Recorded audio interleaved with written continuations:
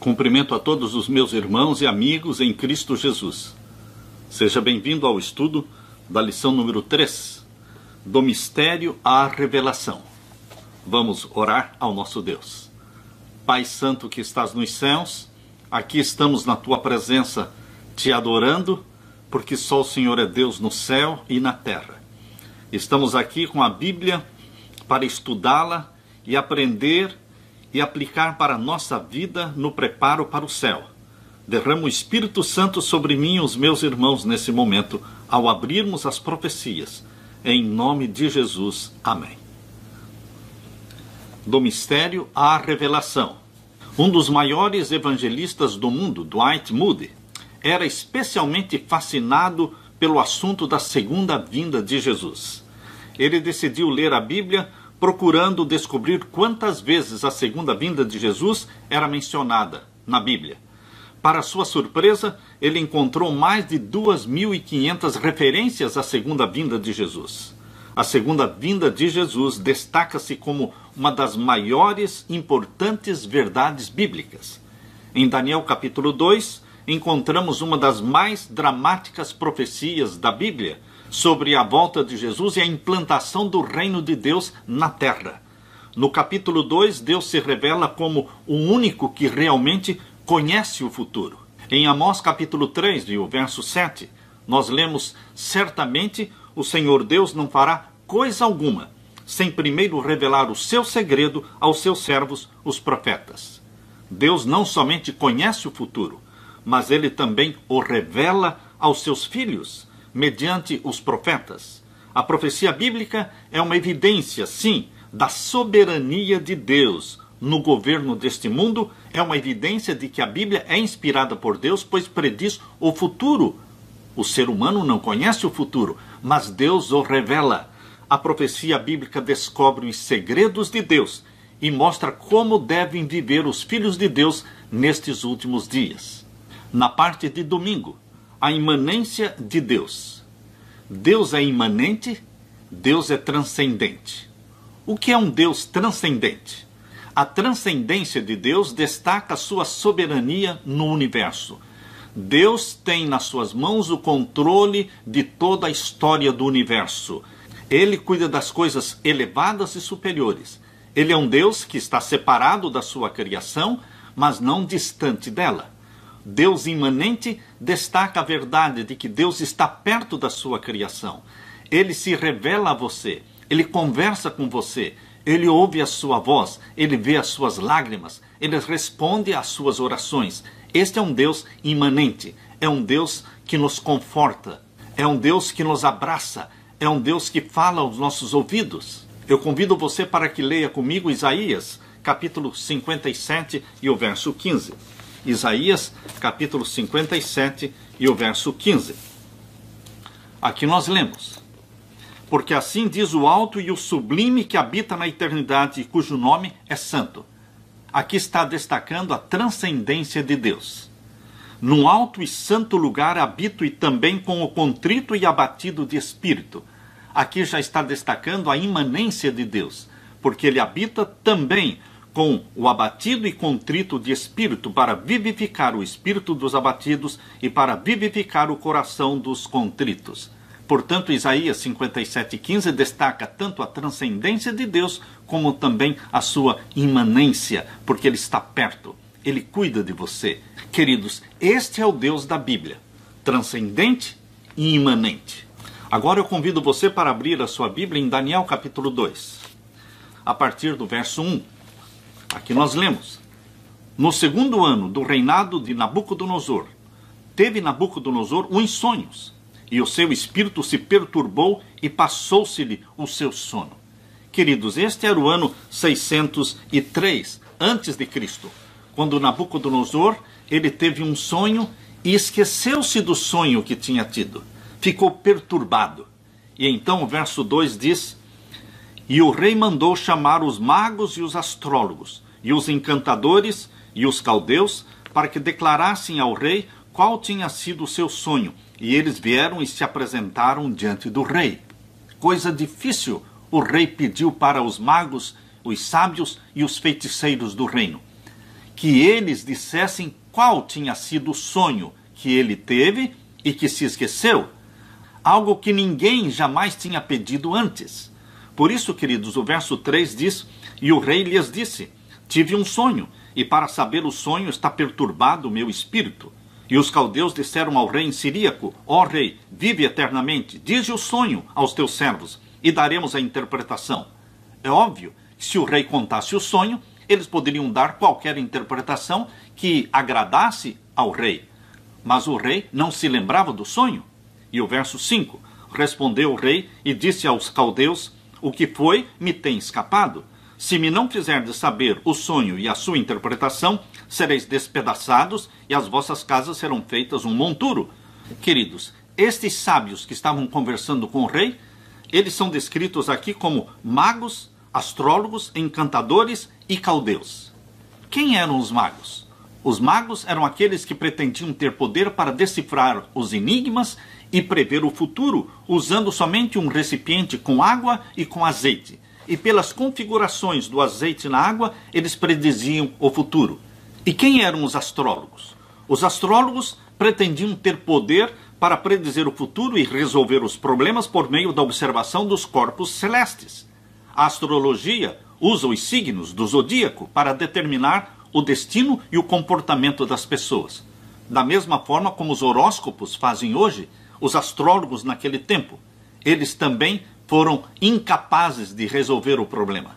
E quem eram os encantadores, mencionados aqui no verso 2? Encantadores. Os encantadores eram feiticeiros que praticavam a magia negra, e eles pretendiam se comunicar com os mortos. E quem eram os caldeus? Os caldeus, eles eram uma elite intelectual de Babilônia, eram os astrônomos daqueles dias, eram eficientes em matemática e filósofos. Aqui diz no verso 8, respondeu o rei e disse: percebo muito bem que vós quereis ganhar tempo, porque vedes que o que eu sonhei me tem escapado.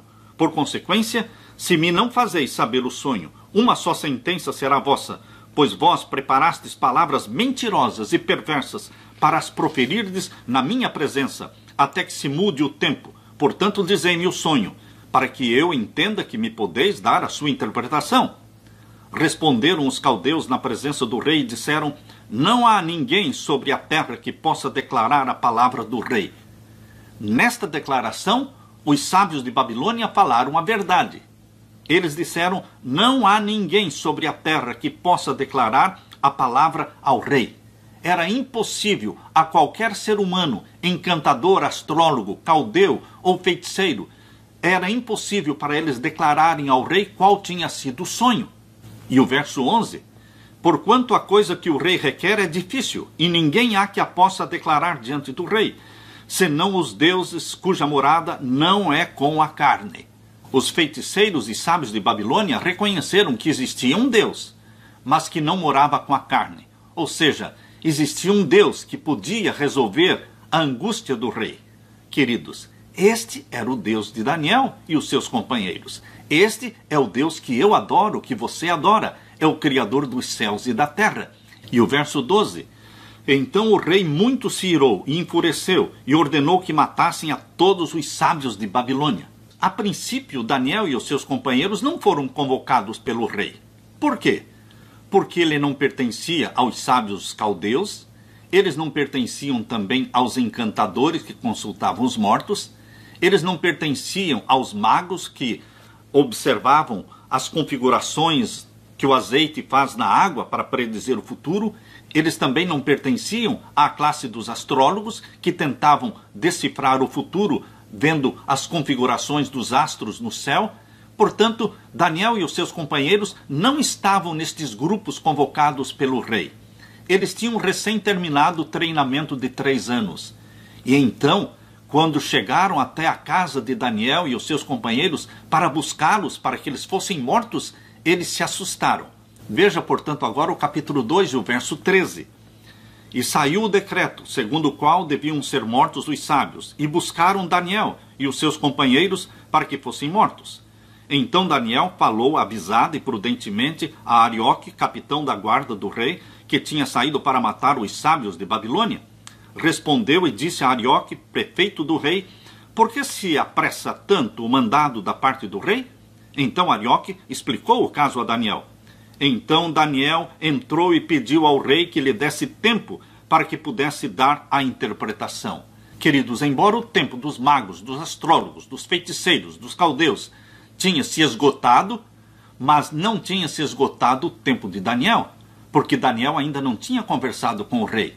Por isso, queridos, quando a Bíblia diz aqui no verso 16, e Daniel entrou e pediu ao rei que lhe desse tempo para que pudesse dar a interpretação, o rei concordou em dar tempo para Daniel. Deus agiu de uma forma que demonstrou a ineficácia da astrologia, mostrou os enganos dos encantamentos, da consulta aos mortos, mostrou também o engano dos feiticeiros e dos caldeus. Deus agiu de uma forma que destacou a sua soberania. Somente Ele conhece o fim desde o princípio, e somente Ele pode revelar o futuro.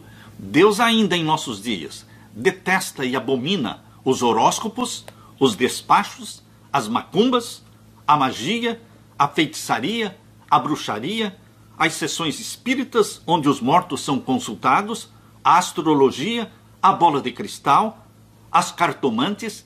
Deus abomina todas estas práticas. Os bruxos, os astrólogos e os feiticeiros e os médiuns espíritas fazem parte da cultura moderna. Eles estão por todas as partes. Milhões de pessoas estão sendo enganadas por esses agentes de Satanás. Existe hoje uma indústria trabalhando a favor da bruxaria moderna. Chama-se Pottermania.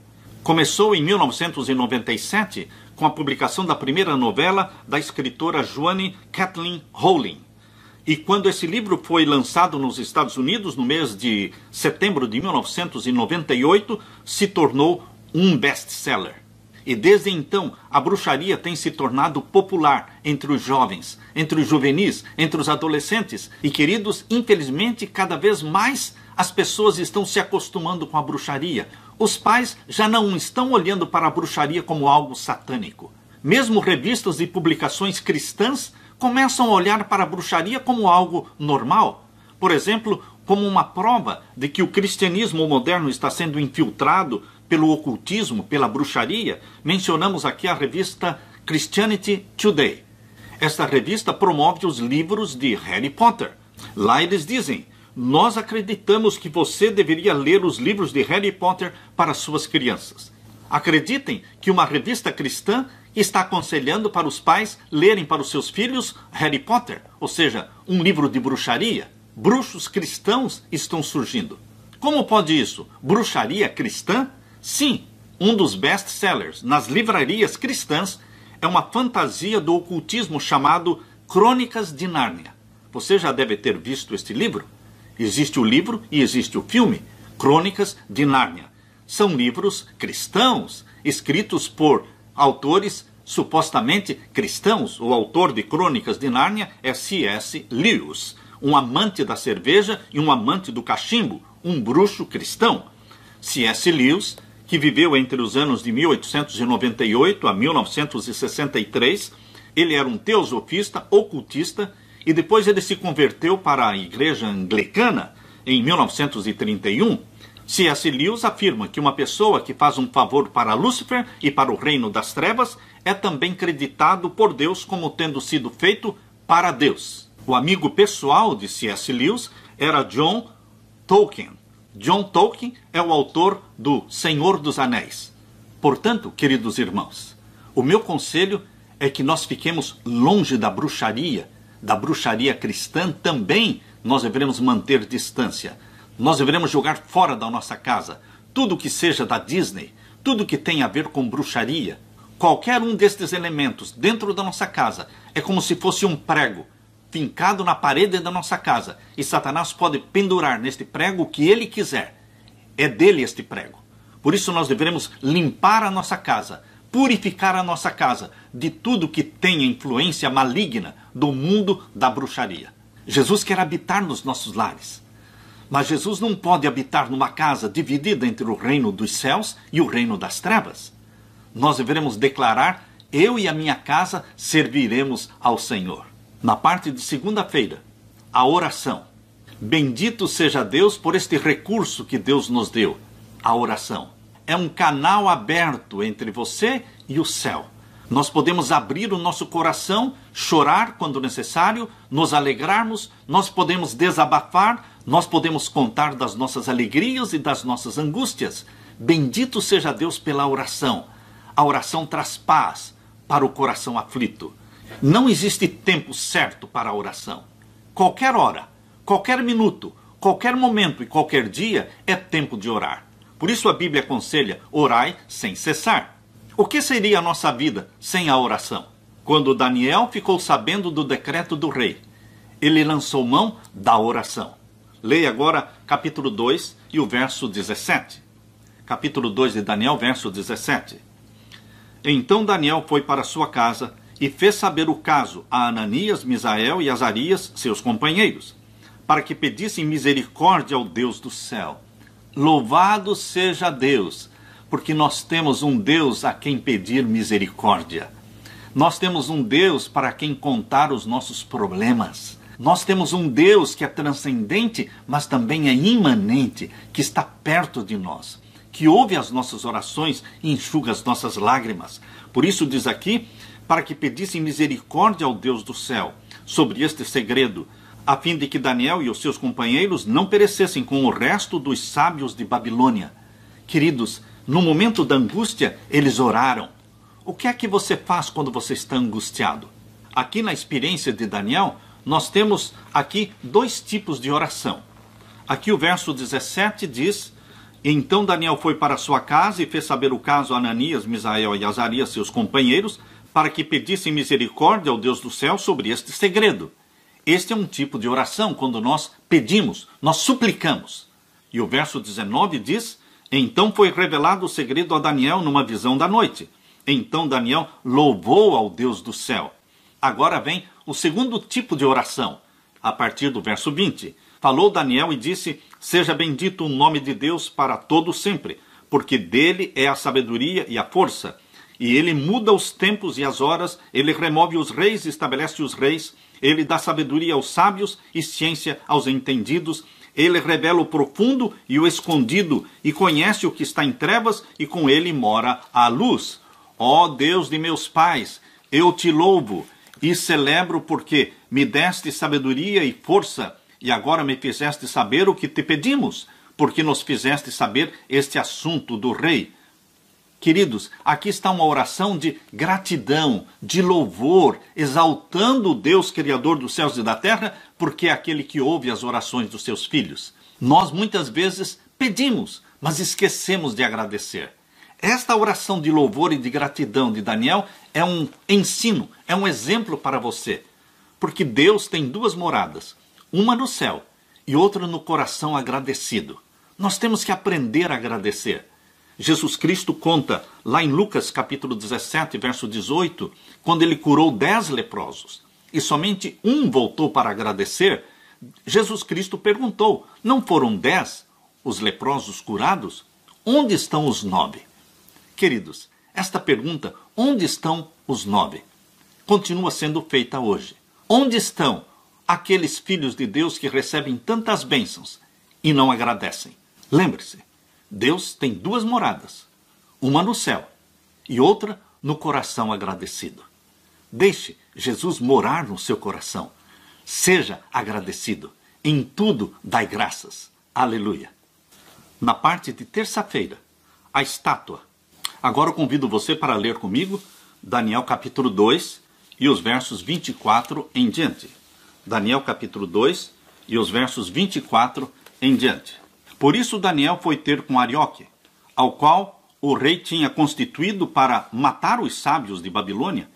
Entrou e disse-lhe assim: não mates os sábios de Babilônia, introduze-me na presença do rei e darei ao rei a interpretação. Vocês estão percebendo a confiança de Daniel? Daniel estava confiante. Esta confiança não é uma autoconfiança, é uma confiança em Deus.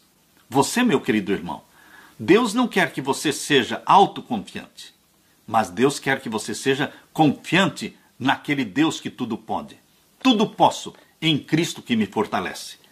Respondeu Daniel na presença do rei e disse: o segredo que o rei requer, nem sábios, nem astrólogos, nem magos, nem adivinhos o podem descobrir ao rei. Aqui Daniel fez questão de lançar em terra a capacidade falsa dos sábios de Babilônia. Ele fez questão de destacar a ignorância e a ineficiência dos astrólogos, dos feiticeiros, dos adivinhos, enfim, queridos, eles não podiam fazer nada. Mas ele disse, há um Deus no céu, este é o meu Deus, em quem eu creio, a quem eu adoro. Existe esse Deus no céu. Aqui diz no verso 28, mas há um Deus nos céus, o qual revela os segredos. Ele, pois, fez saber ao rei Nabucodonosor o que há de ser no fim dos dias. Queridos, que bom ter um Deus que conhece o fim desde o princípio. Este é o mesmo ontem, hoje e eternamente. O Deus de Abraão, de Isaque e de Jacó era o Deus de Daniel e os seus companheiros. Este é o meu Deus. Eu me alegro quando digo nas minhas orações, Deus de Abraão, de Isaque e de Jacó, Deus de Daniel, tu és o meu Deus. Ele pertence a mim, eu pertenço a ele. É um Deus que conhece os segredos e o futuro. Por que nós estamos estudando esta profecia? Não porque ela fala do passado. Estamos estudando esta profecia porque ela diz respeito aos nossos dias. Porque Deus revelou através do sonho dado a Nabucodonosor o que aconteceria no fim dos dias. Eu acredito piamente, e você também acredita, que nós estamos vivendo no fim dos dias. Estamos vivendo no fim do tempo do fim. Ora vem, Senhor Jesus. Esse é o nosso clamor. Por isso esta profecia é importante, porque diz respeito aos nossos dias. Um cativo em Babilônia fez uma grande diferença. Uma pessoa ungida pelo Espírito Santo faz uma grande diferença. José fez uma grande diferença no Egito, porque o Espírito do Senhor estava sobre ele. Esther fez uma grande diferença no Império da Pérsia, porque o Espírito do Senhor estava sobre ela. Daniel fez uma grande diferença em Babilônia, porque o Espírito do Senhor estava sobre ele. Você, meu querido irmão, ungido e batizado pelo Espírito Santo, pode fazer uma grande diferença, não somente no seu lar, na sua igreja, mas no mundo inteiro. E agora, no tempo do fim, não serão somente 1 ou 2, mas 144 mil discípulos de Jesus, ungidos e batizados pelo Espírito Santo. Glória a Deus por este time que busca o batismo do Espírito Santo cada dia. Devemos nos inspirar em Daniel, em José, em Abraão, em Moisés, que viviam para fazer a vontade do Pai Celestial. Jesus Cristo vivia para fazer a vontade do Pai Celestial. Por isso ele disse, minha comida e minha bebida é fazer a vontade daquele que me enviou. Queridos, nós também devemos dizer, minha comida e minha bebida é fazer a vontade do meu Pai Celestial. Não podemos estudar Daniel capítulo 2, pensando que este sonho acabou no tempo de Roma. Roma se desintegrou, se esfacelou o Império Romano no ano 476. Mas, queridos, a profecia, o sonho, a beleza desta profecia é que não parou lá em 476. Ela avança até a volta de Jesus Cristo, até a segunda vinda de Jesus Cristo e o estabelecimento do reino de Deus nesta terra.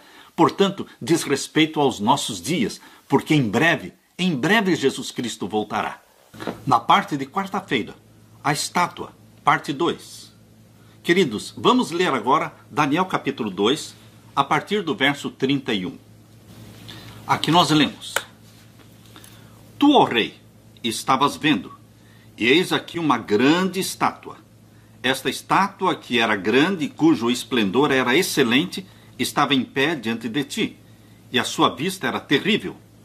A cabeça daquela estátua era de ouro fino, o seu peito e os seus braços de prata, o seu ventre e as suas coxas de cobre, as pernas de ferro, os seus pés em parte de ferro e em parte de barro. Estavas vendo isto quando uma pedra foi cortada sem mão, a qual feriu a estátua nos pés de ferro e de barro e os esmiuçou. Então foi juntamente esmiuçado o ferro, o barro, o cobre, a prata e o ouro, mas a pedra que feriu a estátua se fez um grande monte e encheu toda a terra. Queridos, este era o sonho que Nabucodonosor recebeu de Deus. Deus falou com Nabucodonosor numa linguagem bem familiar a ele. Nabucodonosor acreditava em sonhos, Por isso Deus falou em sonhos com ele. E no verso 36, Daniel disse: este é o sonho. Também a interpretação dele diremos na presença do rei. Queridos, Deus dá a profecia, mas Deus também dá a interpretação. Nunca deveremos tentar interpretar profecias da Bíblia por nós mesmos. E o verso 38, tu és a cabeça de ouro. Nabucodonosor ficou orgulhoso, cheio de si, porque ele era a cabeça de ouro. Mas, queridos, ele não ficou muito feliz, porque Deus mostrou através da profecia de que o reino dele, Babilônia, não duraria para sempre. Porque aqui diz o verso 39, e depois de ti se levantará outro reino inferior ao teu. Viria um outro reino depois de Babilônia, e um terceiro reino viria de metal, o qual terá domínio sobre toda a terra. E um quarto reino será forte como o ferro, pois como o ferro esmiuça e quebra tudo, como o ferro quebra todas as coisas, ele esmiuçará e quebrantará. E o verso 41, e quanto ao que viste dos pés, dos dedos, em parte de barro, de oleiro e em parte de ferro, isso será um reino dividido. Contudo, haverá nele alguma coisa da firmeza do ferro, pois que viste o ferro misturado com o barro de lodo. Percebe que depois do quarto império, representado pelas pernas de ferro, não viria um outro império. Ou seja, não existiria um outro reino que viria e dominaria Roma. Não, queridos. Este reino se dividiria, diz aqui. Ele se dividiria, porque seria um reino dividido, diz o verso 41. E o verso 42 diz, e como os dedos dos pés eram em parte de ferro e em parte de barro, assim, por uma parte o reino será forte e por outra será frágil. Quanto ao que viste do ferro misturado com o barro, de lodo, misturar-se-ão com semente humana, mas não se ligarão um ao outro, assim como o ferro não se mistura com o barro.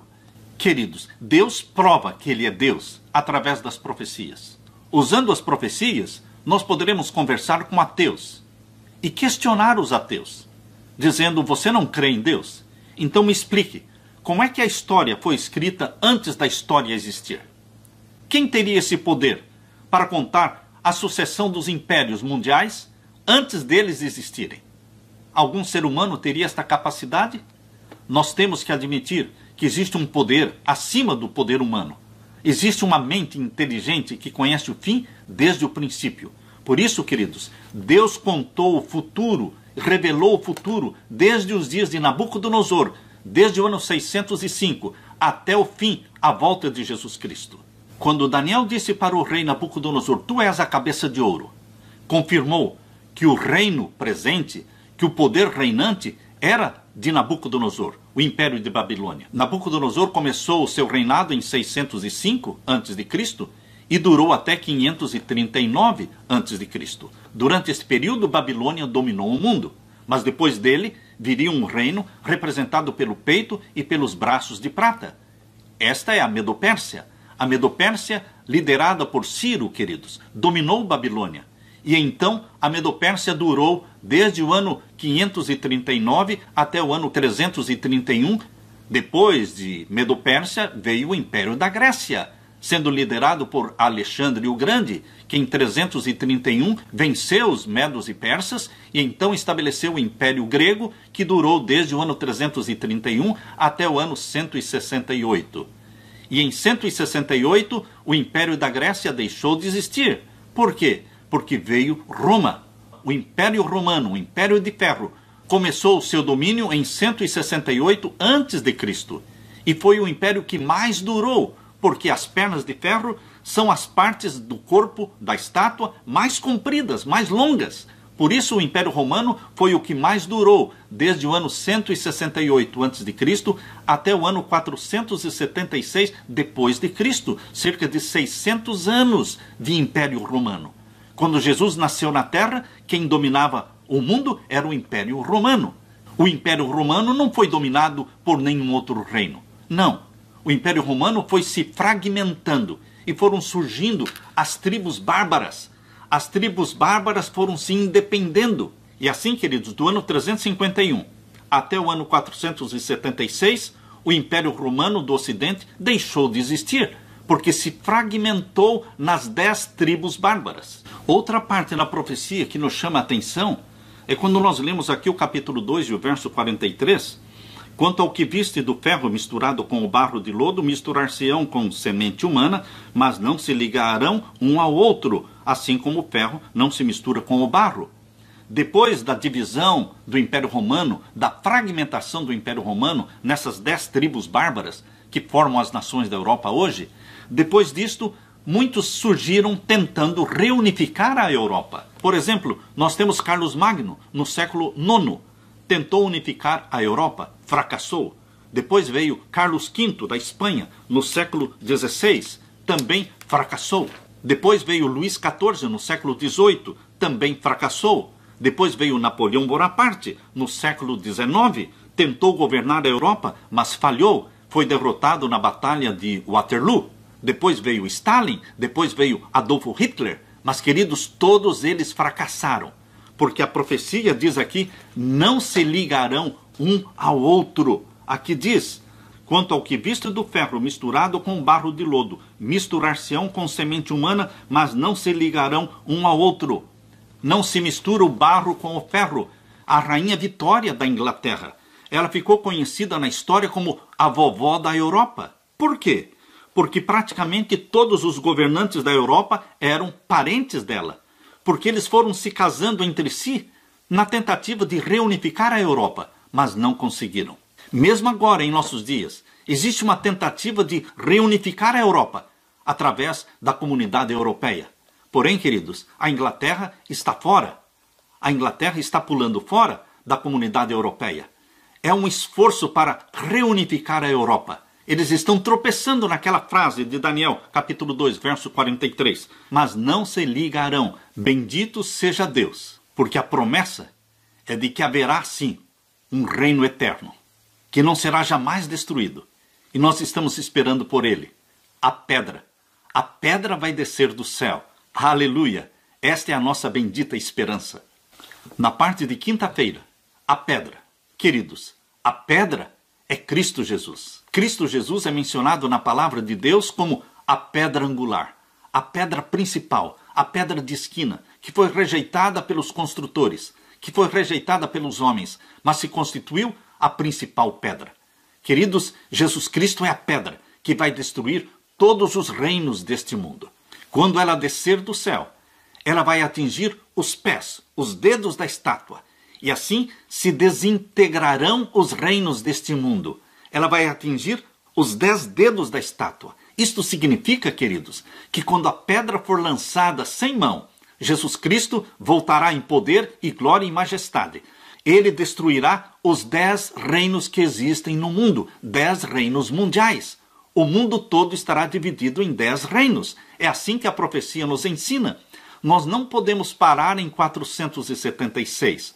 Muitos dizem, pastor, mas aqueles 10 dedos da estátua não dizem respeito somente às 10 tribos que surgiram do Império Romano? Mas, queridos, daquelas 10 tribos que surgiram do Império Romano, não existem mais as 10. Só existem 7.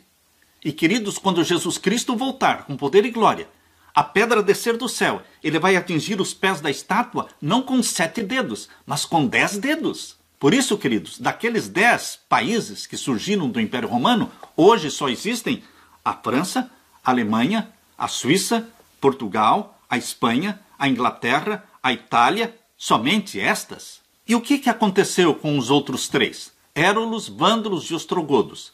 Em 493, os Érulos foram destruídos.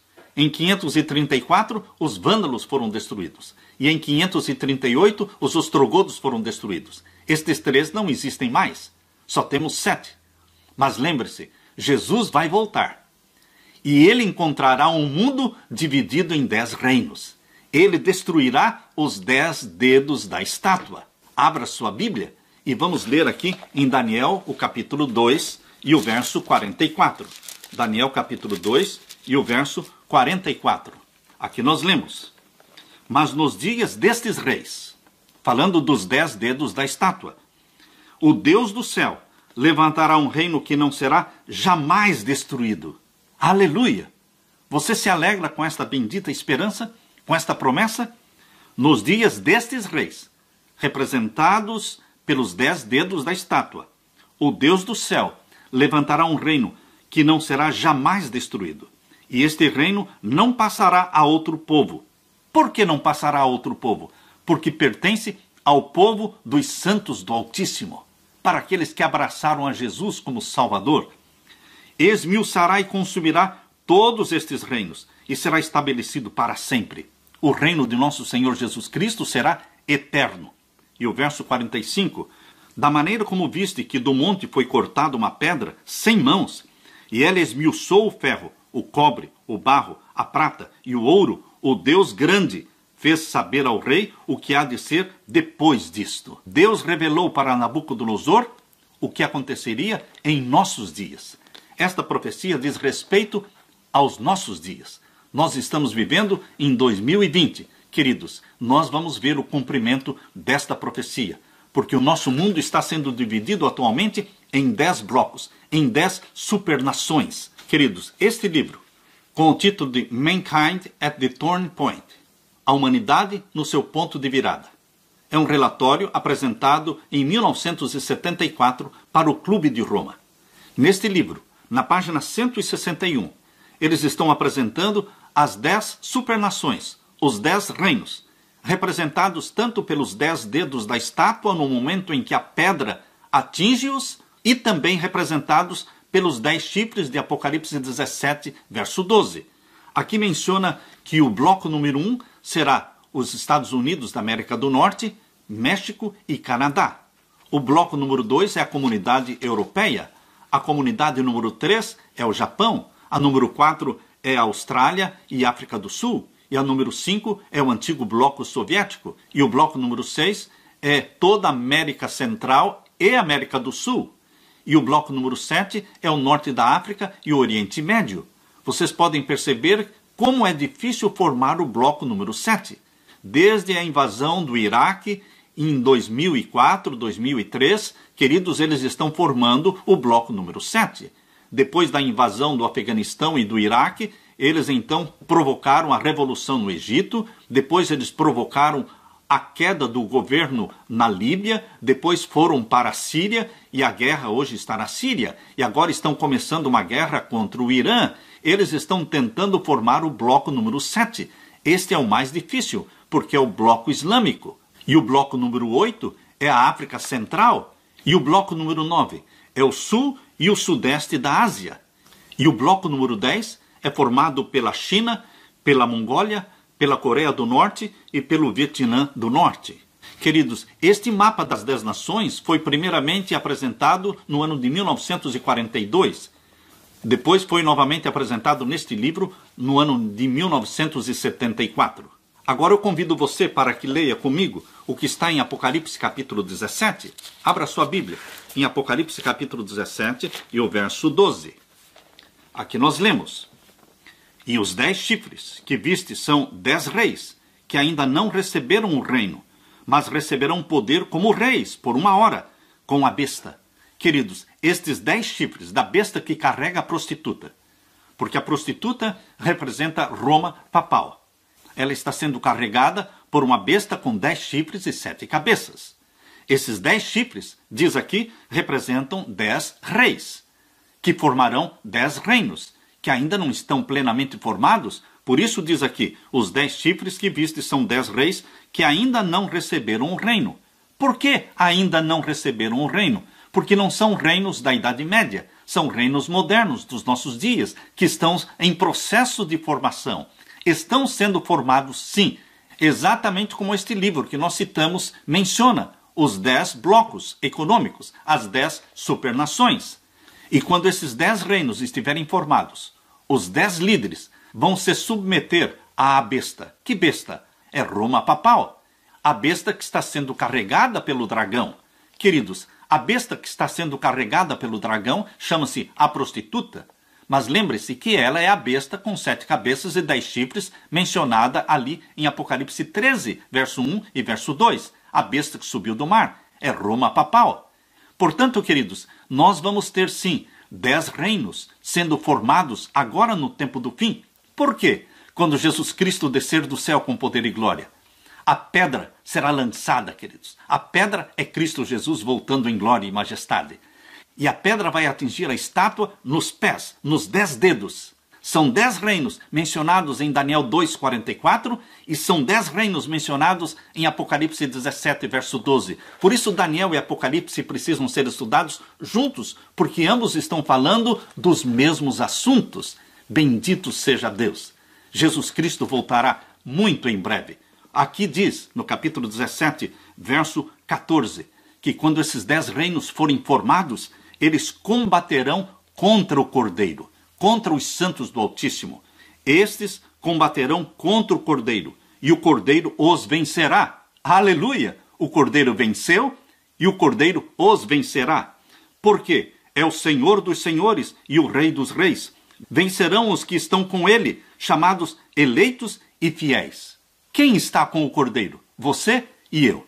Nós estamos com o Cordeiro. Nós que amamos a Jesus Cristo de todo o coração.